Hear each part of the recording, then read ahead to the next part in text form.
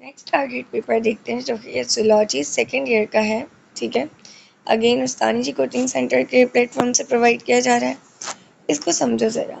देखो, जब आप लोगों ने न्यूरॉन और नेफ्रॉन का फ़र्क पता होना चाहिए आप लोगों को।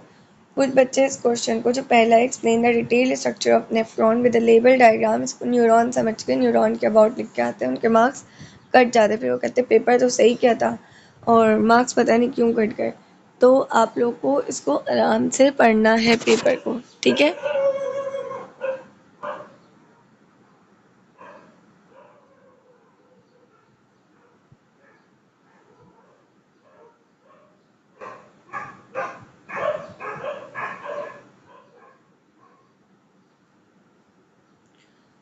अच्छा, फिर हम बात कर रहे थे कि डिटेल स्ट्रक्चर ऑफ नेफ्रॉन, जो आपने बताना है कि नेफ्रॉन होता क्या है, किस तरह से होता है, कहाँ मौजूद होता है, सिर्फ इसके स्ट्रक्चर बताना है, इसकी एनाटॉमी पे बात करनी।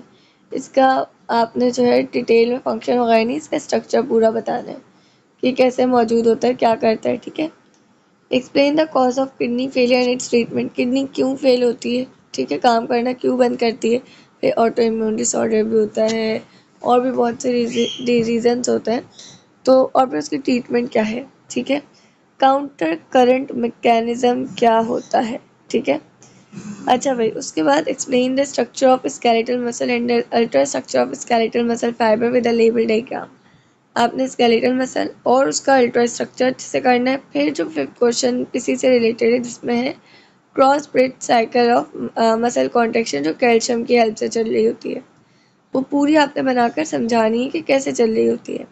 एक्शन मेमोरेंट पोटेंशियल का मतलब ये है, जो सवाल नंबर 6 कि एक जगह से, एक न्यूरॉन से दूसरे न्यूरॉन तक मैसेज का जो ट्रांसफ़र है, वो जो प्रोसेस कराता है, वो जो चीज़ चल रही होती है उस टाइम, वो एक्शन मेमोरेंट पोटेंशियल चल रहा होता है, ठीक है। अच्छा भाई, उसके बाद सेंट्रल नर्वस सिस्टम में वेस्कुलर इन्फेक्शस डिसऑर्डर को कर लो, ये ज़्यादा हेल्प करेगा आपका शॉर्ट में और एमसीक्यूज़ में। लॉन्ग में तो कर ही सकता है, लेकिन शॉर्ट और एमसीक्यूज़ में ज़्यादा करेगा। जॉइंट पे शॉर्ट नोट लिखें, explain the pituitary gland and it's lobes and hormones of the pituitary gland. Pituitary gland, इसके लोब्स, उसके हार्मोन्स, ये सब लिखें। पोजीशन बताएं एड्रेनल ग्लैंड की, कहाँ पे मौजूद है और उसका काम क्या है। किडनी के ऊपर मौजूद है, क्या काम है आप बता दो। 2 3 हार्मोन्स है इसके, उसके थ्रू उसका काम बता दें। मेल फीमेल रिप्रोडक्टिव स्ट्रक्चर्स बताने आपने, उनके काम बताने, ठीक है। मेंस्ट्रुअल साइकिल, और उसके बाद ब्रेन के एनाटॉमी, ब्रेन में क्या क्या पार्ट होते हैं, सेरिब्लम, मेडुला ऑब्लंगेटा, पॉन्स, ये तमाम जितने भी हैं ना, इन सब के काम बताने। यहाँ से आपके स्टार्ट है रीजनिंग क्वेश्चंस, ठीक है। इसको देखते जाए, इसमें कोई सवाल हो, कोई रीज़न ऐसा हो जिसका आंसर आप लोग को ना आता हो, तो आप मुझसे पूछ सकते हैं। अभी ज़रा चौथा वाला देखें। अब आपको जब तक ये नहीं पता होगा ना एक्सोक्राइन और एंडोक्राइन क्या है, आप इसका आंसर ही नहीं कर सकते। इसी तरह से अगर आपको पॉजिटिव नेगेटिव फीडबैक का नहीं पता, तो आप थर्ड का भी आंसर नहीं कर सकते, ठीक है। अच्छा भाई, उसके बाद आपके पास आ जाता है, अगेन देखो ये question, why is calcium essential for cross bridge formation. अभी ऊपर हमने एक लॉन्ग सवाल सॉल्व किया था क्रॉस ब्रिज से रिलेटेड, वहाँ मैंने कैल्शियम का जिक्र किया था। तो अब देखो, जब लॉन्ग करोगे ना, तो काफ़ी सारी चीज़ें कवर अप होंगी। Receptor act as transducer, why is the neurolemma polarize, polarize मतलब क्यों, उसके ऊपर चार्जेस होते हैं, आइंस होते हैं, ठीक है। माइलिनेटेड न्यूरॉन्स कौन से होते हैं और नॉन माइलिनेटेड न्यूरॉन्स कौन से होते हैं, जब ये पता होगा तो आप बता सकते हैं कि क्यों माइलिनेटेड न्यूरॉन्स में इम्पल्स फास्ट ट्रांसफ़र होती है, ठीक है। इंटर न्यूरॉन्स को एसोसिएशन न्यूरॉन्स क्यों कहते हैं।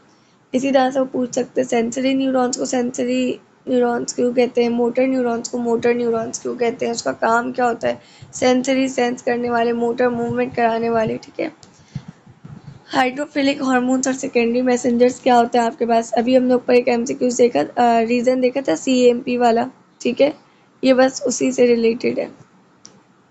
फिर आपके पास है किडनी एंडोक्राइन ग्लैंड के तौर पे काम करती है। हार्मोन आपके पास केमिकल मैसेंजर्स होते हैं, तो आपको पता है। पोस्टीरियर पिट्यूटरी को हम लोग न्यूरोफाइसिस कहते हैं, क्यों। पैनक्रियास, ये तो हमने देख लिया था कि एक्सोक्राइन एंडोक्राइन ऊपर भी आ चुका है। एड्रेनल कॉर्टेक्स का कुछ सिक्रीशंस होते हैं जिनको हम क्या कहते हैं, कॉर्टिकोस्टेरॉइड्स कहते हैं। क्यों कहते हैं, क्या काम है इनका, ठीक है। कैल्सिटोनिन और पैराथायरॉइड हार्मोन दोनों एक दूसरे के एंटागोनिस्ट होते हैं, कैसे, क्या करते, क्या है काम। कैल्सिटोनिन क्या करता है, पैराथायरॉइड क्या करता है, उस हिसाब से एक दूसरे के एंटागोनिस्ट कैसे हैं। मेल में यूरिथ्रा को यूरिनोजेनिटल डक्ट क्यों कहते हैं? क्योंकि वो एक कॉमन पैसेज है फॉर यूरिन एक्सक्रीशन एंड फिर सीमेन एक्सक्रीशन। हार्मोनल सिस्टम फीमेल्स का बेटर होता है मेल से, क्यों? और इसी वजह से फीमेल्स जो है वो ज़्यादा इन्फेक्शन वगैरह उनको हो सकता है, ऐसा क्यों है? ठीक है। कार्डियक मसल्स नहीं थकते, स्केलेटल थक जाते हैं। ठीक है। ये तमाम आपके पास यहाँ तक के आपके सारे रीजंस। इसमें कोई भी सवाल हो, कुछ समझ ना आए तो आप मुझसे पूछ सकते हैं। फिर नॉन रीजनिंग स्कैनर जिसको रेड से मार्क किया हुआ है ना बेटा, वो बहुत इंपॉर्टेंट है। जैसे मिसकैरेज हो, उसके कॉजेज, पार्किंसन डिजीज, एड्स। सही है। अच्छा, ये जो है ना explain osmo regulation both in marine and fresh water, ये करोगे ना तो इसके रीजंस भी करने आ जाएंगे तुम लोग को। सही है। अच्छा जी, उसके बाद आ जाओ डिफरेंसेस, ये लाजमी करना, लाजमी। डिफरेंसेस मैं आप लोगों को बार बार बोलूँगी, जूलॉजी का एक भी मत छोड़ना, एक भी मत छोड़, सारे करके जाओ। सही है। इसमें से लॉन्ग शॉर्ट आएगा तो भी आप कर सकते हो। फिर है what are the symptom and cause and treatment of gonorrhoea. Treatment, symptom, cause क्या होता है गोनोरिया का? मेनिनजाइटिस, यानी कि जो दिमाग की 3 लेयर्स होती है ना, उनकी इन्फ्लेमेशन पे आपने नोट लिखना है। तो आपको मेनिनजिस का नहीं पता होगा, आपको ये नहीं पता होगा कि वो क्यों इन्फ्लेम होती है, आप इसका आंसर नहीं कर सकते। फिर मेल और फीमेल में इनफर्टिलिटी के क्या क्या कॉजेज होते हैं, किस वजह से होती है। ठीक है। ये तमाम आपके क्वेश्चन से इम्पोर्टेंट।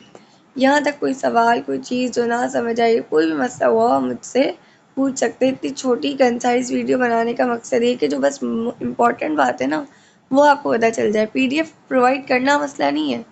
पीडीएफ में आपको इम्पोर्टेंट पॉइंट्स और बुलेट पॉइंट्स नहीं पता चलेंगे जो वीडियो में वर्बली आपका टीचर आपको काउंसिल कर रहा होता है।